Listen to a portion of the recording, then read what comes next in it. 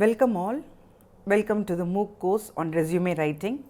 I am Dr. Belinda and I have served as the placement officer of Madras Christian College for 7 years, and during that time I observed a lot of discrepancy and mistakes in the resumes which our students write. This is a universal problem which every employer says and points out.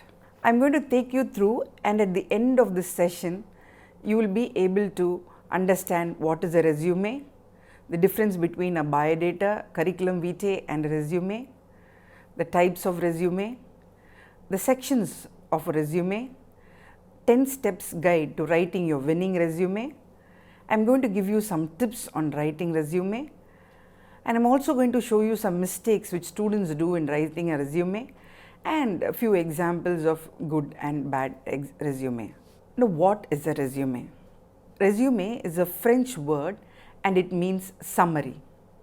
It is a summary of your achievements in terms of educational qualification and other achievements along with your basic details.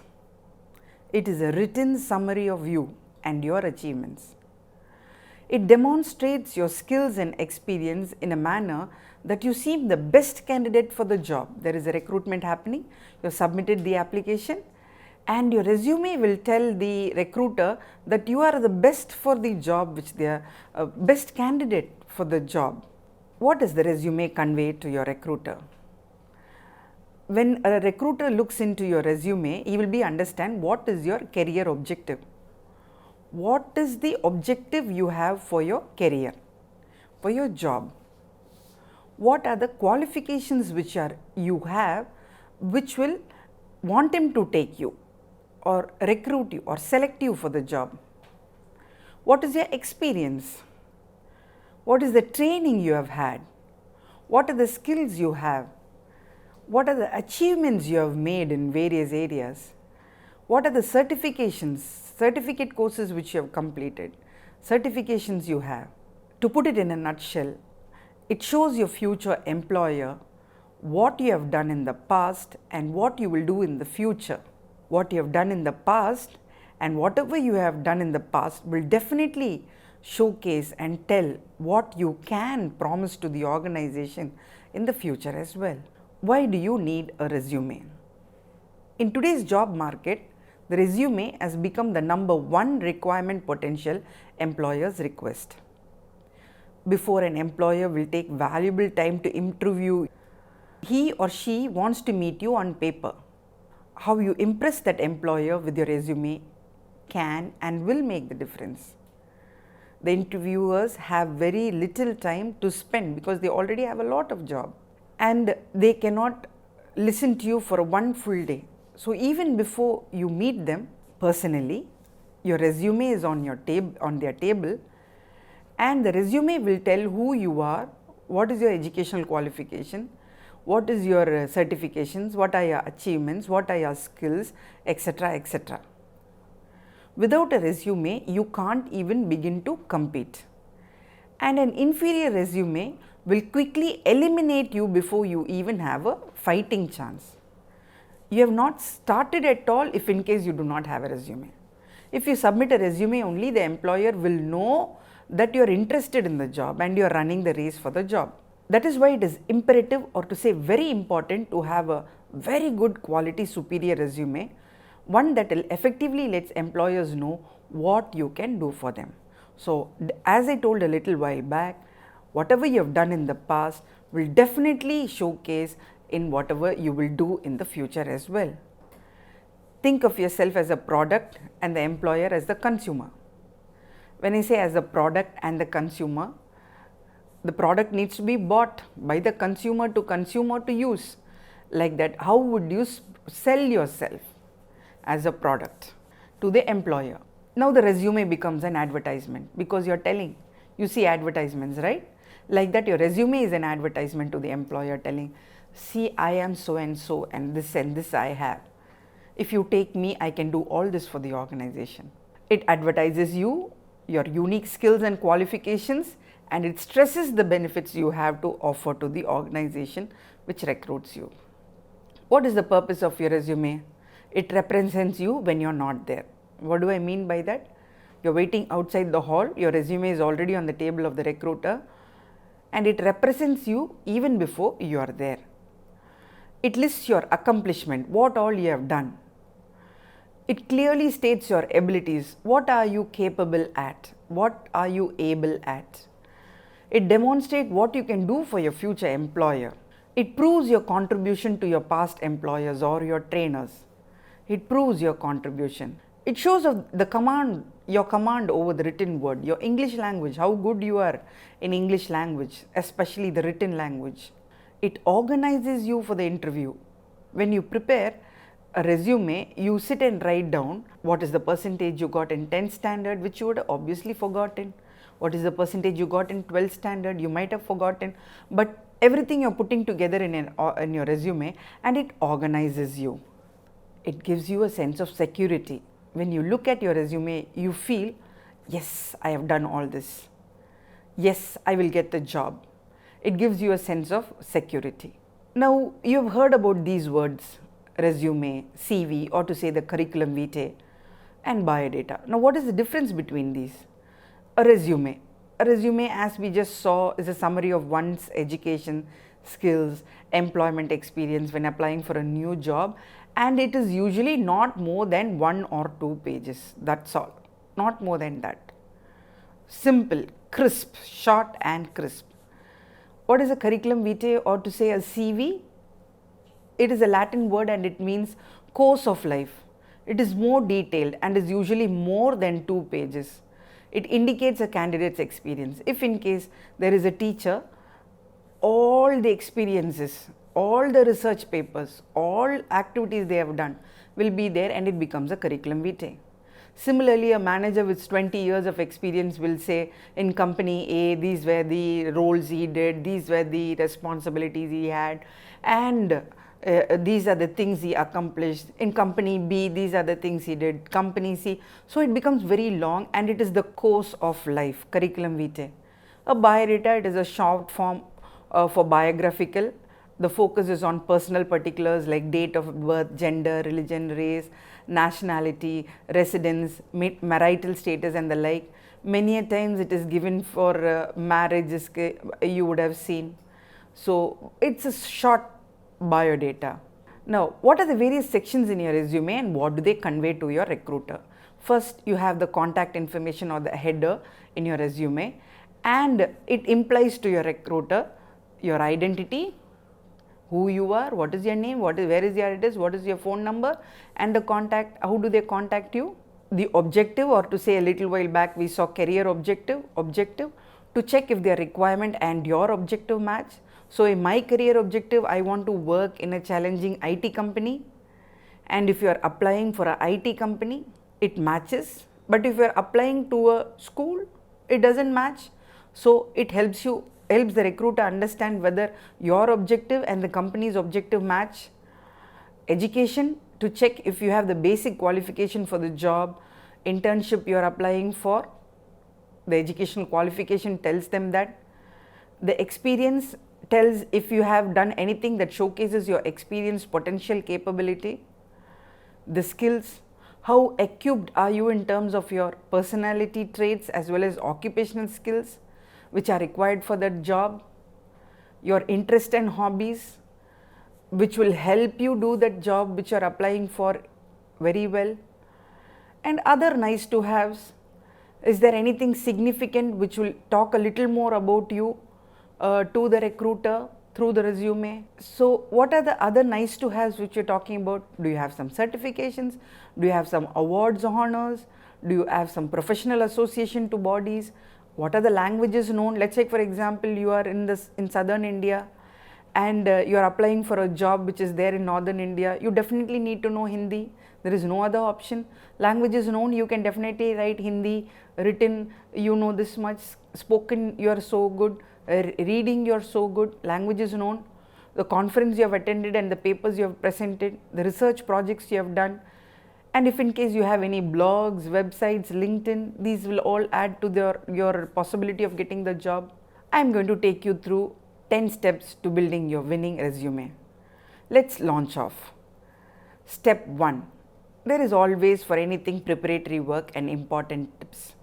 Always there is preparatory work which you need. Even if in case you're planning to make a very nice meal, you need to ensure that there is rice, there is vegetables, etc., etc., preparatory work. Similarly, for doing your resume also, there is a little preparation before you start, which will make your resume making process convenient and quicker. You complete it faster. Make a checklist of documents you need to keep handy and put them together. Collect all your certificates, your file which contains all the certificates, and put it on a table and be ready. Have a rough paper. First we'll do a rough draft, and then you can type it and make a better copy. Have all the certificates together, put them together and keep it in chronological order, or categorize them and keep it. Make a list of all the things you want to add in your resume. So, in the rough draft, make a list. I want to write a career objective. I want to write a summary, resume summary. I want to write the educational qualification. I need to write the conferences attended, the internships attended, etc., etc. You make a list, a rough list. The skills you have, interest you have. The list need not be exhaustive. When I say exhaustive, you have written that and it is freeze. No. Or you need to sit and write everything at a time, that is also not required. As and when you go, you keep on adding. Suddenly you will remember, yes, I did a research like this, you can add it. So, you keep on adding as it comes. Use bullet points and make them crisp. Please don't have paragraphs in your resume. A common mistake most of us make while constructing a resume is to copy the format from a friend's resume. A friend has done a resume, you just copy, paste it in your resume. What happens? He would have done something different, you have done something different. His skills are different, your skills are different. His interests are different, your interests are different. By chance, you might miss out on deleting whatever is not relevant to you.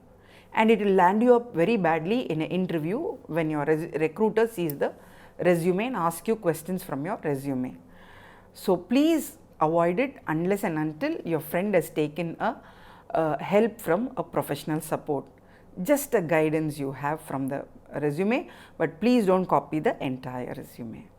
We are going to the second step of resume header. The purpose of using a resume header is to give some basic information about yourself, mainly so that the recruiters, employers can contact you. Now, what are the guidelines? What are the fields to include?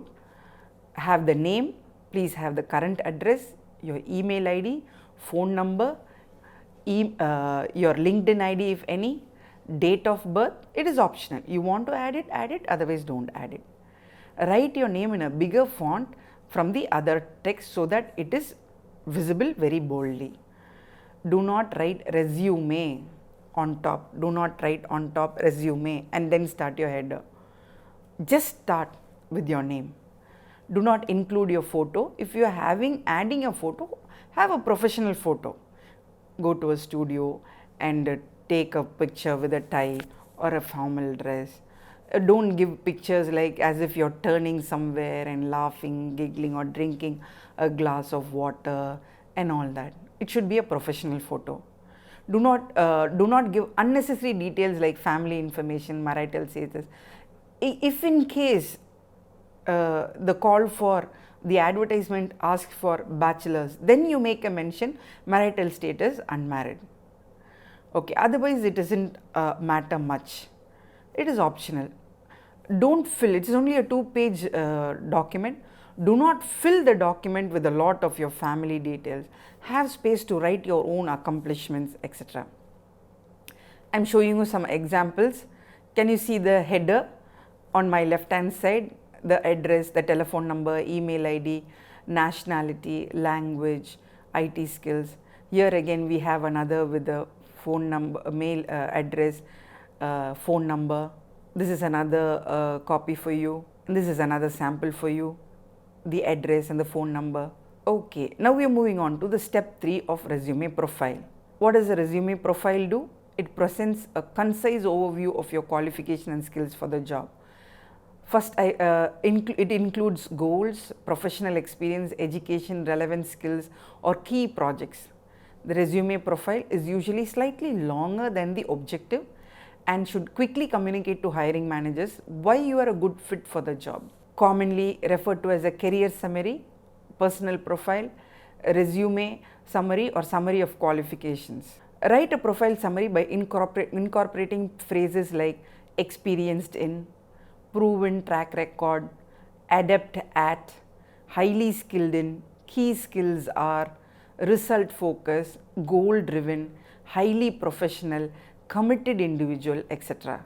Some examples: hard working achiever, dedicated to on time delivery, an enthusiastic team player, capable of achieving sales targets single handedly and inspire and motivate other team members to do the same, skilled in talent acquisition, special ability to negotiate terms, proven professional with extensive interest and experience of 8 years. I hold a BTech from XYZ college and won the startup challenge at the campus. Prize winning web developer with project experience, enthusiastic team player, analytically driven student with 5+ project focusing on the intricacies of equipment and instrumentation. Let's see some examples. Professional summary: recent graduate of a top tier university with a self-starter attitude and experience in data analysis.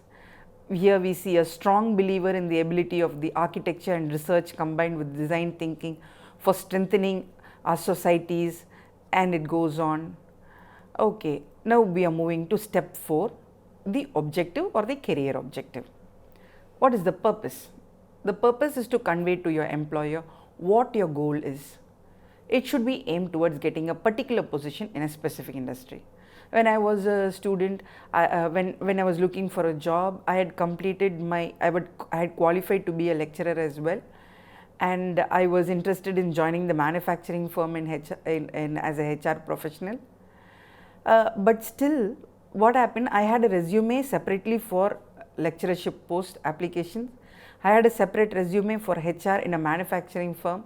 I had a separate resume for a HR position in hotel industry or the IT industry. So it should be getting a particular position in a specific industry. It should not be common to all. So in a lecturer resume, I had my net SLET eligibility. Whatever was required for a teaching position was highlighted there. And for a manufacturing sector, whatever was required for being a HR in a manufacturing was highlighted there. So it should be different. The career objective should be unique for each of the position which you apply for. A resume objective or a career objective is a brief description of your professional aims and expectations based on your strengths and skills as a professional. It helps you pitch yourself to the recruiter within 20 to 50 words. Crisp. It tells what you want to be. Okay. The guidelines: your objective should include the following: position wanted, functional area, industry wanted. So position wanted, HR, especially recruitment, functional area in the manufacturing industry. Okay, your objective will be different for each role you apply to keep the employer's requirement in mind while writing the objective. That's what I told you. For a lecturer job, it will be different. For a HR recruiter job, it will be different. A HR compensation job, it will be different. So your career objective will differ. Some examples: to obtain a position as a role as a HR in the manufacturing industry, utilizing my 10 years of work, demonstrating success and accomplishment; to contribute superior project operations management skills and experience in an IT experience management role; seeking a middle or upper level management position with responsibilities including problem solving, planning, organizing and managing budgets. And it goes on, and you can find a lot of examples like this in monsterindia.com. But be careful, don't write something which will lead you into trouble during the interview. Be very cautious about picking your career objective. Just like that, if you copy from somebody and somewhere and paste it, it is going to be very, very, very difficult to face the interview. Some examples: to build a long-term career in accounts and finance and secretarial and legal field with opportunities for career growth; to become a successful professional in the field of electronics and telecommunication and its related areas to work in an innovative and competitive world. Here we go to the next step, step 5, your educational qualification. The employer needs to know whether you have the basic qualification for the job or the internship you are applying for. You are applying for an internship at an IT company. So obviously you will have to mention, you will have to have a IT exposure. If in case you are applying for internship in HR department, definitely you will have to have a basic qualification in human resource management. What are the guidelines? Write all education qualification from class 10 till present. Your past and present qualifications from class 10 till present. For class 10 and 12 include school, college name, board, stream, specialization if any, year of study, marks and CGPA. For undergraduate include college name, university name, degree and specialization, year of study, marks, CGPA. Write all your qualification in a reverse chronological order, that is the latest qualification on top.